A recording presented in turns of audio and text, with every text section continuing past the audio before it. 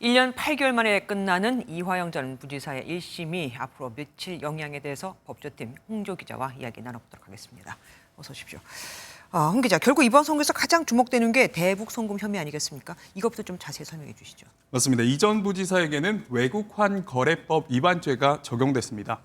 2019년 경기도가 북한에 주기로 한 스마트팜 사업 비용과 이재명 당시 도지사의 방북 비용까지 총 800만 달러를 쌍방울 그룹이 대신 내게 했다는 건데요. 네. 세관 신고도 한국은행의 허가도 없이 쌍방울 측과 공모해 환치기수법으로 외화를 불법으로 북한에 보냈다는 혐의입니다.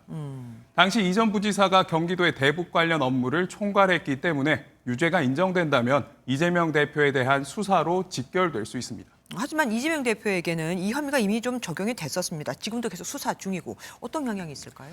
이 대표는 증거가 단 하나도 없다면서 혐의를 강하게 부인해 왔는데요. 네.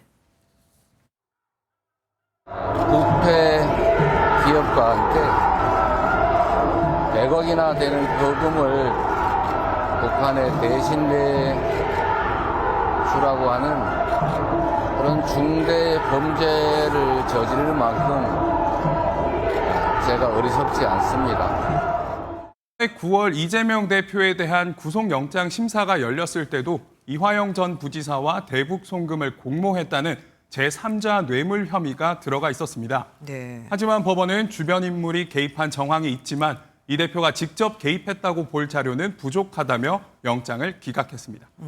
내일 이화영 전 부지사가 유죄 판결을 받는다면 영장 기각 후 더디게 진행되던 이 대표 수사 역시 탄력을 받을 것으로 보입니다. 이번 재판 과정에서 검찰의 술판구 회유라고 했나요? 그 의혹도 나왔었는데 어떻게 될까요?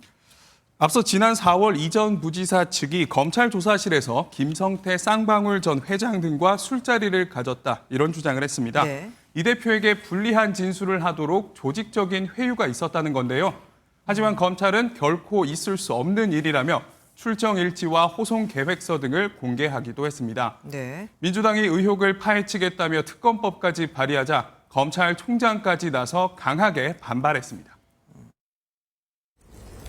검찰은 이러한 특검은 검찰에 대한 겁박이자 사법부에 대한 압력이라고, 그래서 이러한 특검은 사법방해 특검이라고 판단하고 있습니다. 법원이 검찰의 손을 들어준다면 조작 수사라며 시작된 특검 추진에도 제동이 걸릴 수 있다는 분석이 나오고 있습니다. 예, 여기까지 듣겠습니다. 홍조 기자와 함께했습니다.